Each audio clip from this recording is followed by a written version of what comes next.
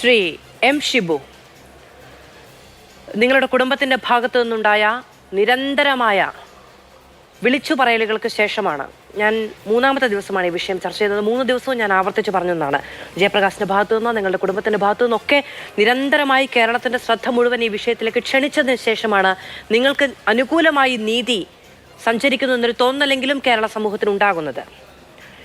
ഇതായി മരണത്തിന് ശേഷം 2 ദിവസത്തിന് ശേഷം കഴിഞ്ഞ ദിവസം ശ്രീ ജയപ്രകാശ് പറയുന്നുണ്ടായിരുന്നു, ഉടനടി നടപടി ഉണ്ടായില്ലെങ്കിൽ ഈ പ്രതികൾ അറസ്റ്റ് ചെയ്യപ്പെട്ടില്ല എങ്കിൽ മുഖ്യമന്ത്രിയുടെ വീട്ടുപടിക്കൽ പോയി ഞാൻ സമരം കിടക്കുമെന്ന്. നിങ്ങൾക്ക് നീതി കിട്ടി തുടങ്ങി എന്ന് വിചാരിക്കുന്നുണ്ടോ? നീതി കിട്ടിയെന്ന് നമുക്ക് ഉറപ്പുവരുത്തണമെങ്കിൽ ശിക്ഷാ നടപടികൾ എത്തുമ്പോഴേ നമുക്കത് പറയാൻ കഴിയുള്ളൂ. ഒരു അറസ്റ്റ് കൈകാര്യം ചെയ്തു അറസ്റ്റ് നടത്തിയെന്ന് പറഞ്ഞുകൊണ്ട് നമുക്ക് അതിലൊരു സംതൃപ്തിയോ നീതി നടപ്പായെന്ന് നമുക്ക് വിശ്വസിക്കാൻ പറ്റില്ല. കാരണം അതെല്ലാവർക്കും അറിയാവുന്ന കാര്യമാണ്. അതിനകത്ത് ഏതൊക്കെ വകുപ്പുകൾ ചുമത്തിയിട്ടുണ്ട്, ഇതിൻ്റെ കേസിൻ്റെ നടപടികൾ എന്താണ്, ദുർബലമായ വകുപ്പുകളാണോ, ഇതൊന്നും നമുക്ക് ഇപ്പോഴും വ്യക്തമല്ല.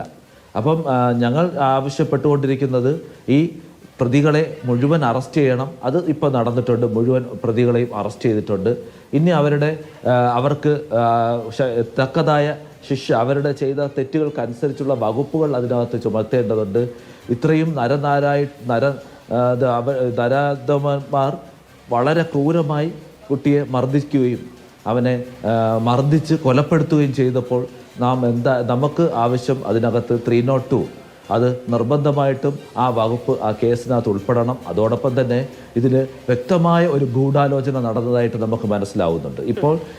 ഇപ്പോൾ അടുത്തതായിട്ട് റീസെൻ്റ്ലി നമുക്ക് വന്ന ആ പരാതി തന്നെ അതിന് തെളിവാണ്. അപ്പം അവൻ്റെ ക്ലാസ്സിലെ തന്നെ 6ഓളം വിദ്യാർത്ഥികൾ ഈ